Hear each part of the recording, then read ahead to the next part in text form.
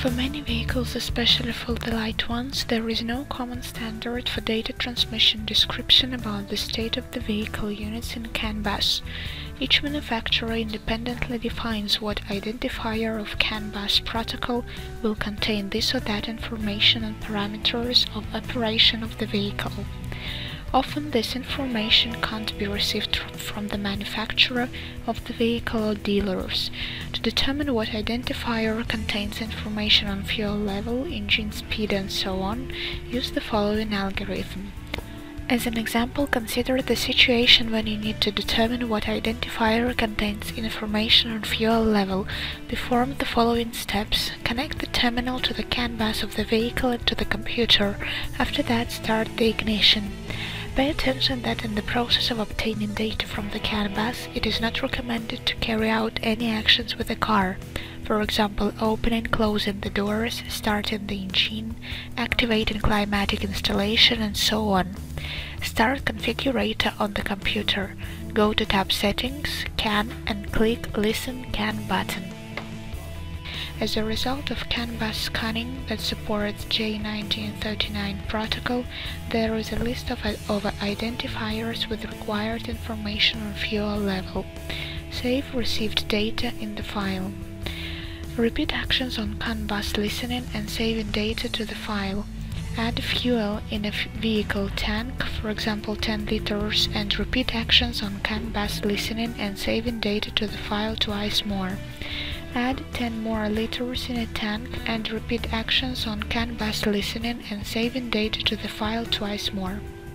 As a result of the executed actions, we have 6 files. 2 files before fueling, 2 files after 10 liters fueling, 2 files after the second 10 liters fueling. Further processing of the received data is carried out in the program of files comparison, for example WinMerge. Process all previously saved scan results in the following order. Compare a couple of files before fueling, find the IDs which don't vary in time. For this, open both files. Identifiers with unchanged values are not highlighted.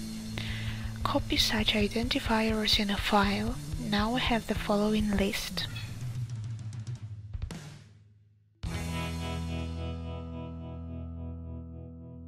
Then compare 2 files after the first fueling and find the IDs with unchanged values again.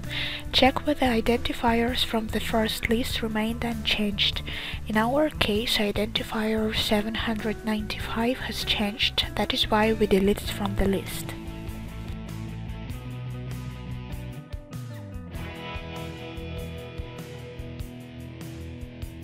Then compare 2 files after the second fueling and find the IDs with unchanged values again. Compare them with the list. There are no changes. The next step is to compare one of the files before fueling and after the first fueling.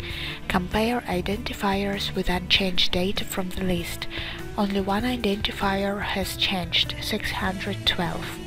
Probably this identifier shows fuel level in the tank. To make sure, compare one of the files after the first and the second fueling. Again, only one identifier has changed, 612.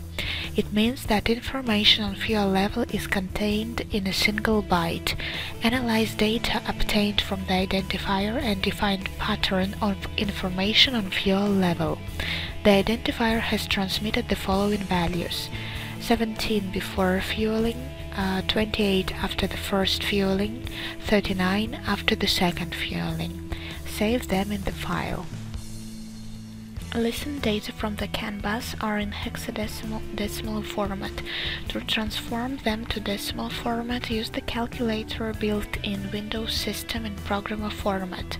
Enter 17 in hexadecimal format, transform into decimal format. Do the same with other values.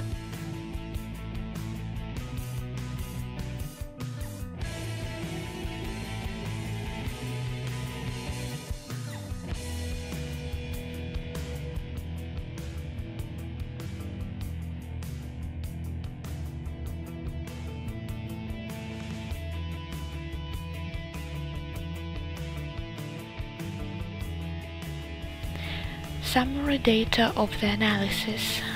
The initial level of fuel in the tank was 23 conventional units. After the first fueling, the level increased to 40 conventional units. After the second fueling with 10 more liters, the level increased to 57 conventional units. Consequently, in this specific case, 17 conventional units are 10 liters of fuel. Proceeding from the received rate, it will be possible to interpret received values from the CAN bus.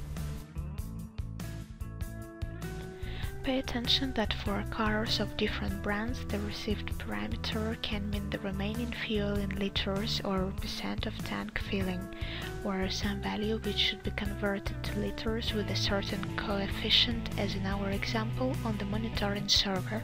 It means you should fill in the calibration table. The last step is to set correspondence of found data with one of identifiers to transmit to monitoring server. As fuel level information is transmitted in 1 byte of identifier 612, let us connect this byte with 1 byte tag of protocol. Don't forget to click Apply button. Go to tab Protocol and tick necessary tag to transmit it to the monitoring software. Click Apply button. Setting of data on fuel level from the CAN bus of the vehicle is completed.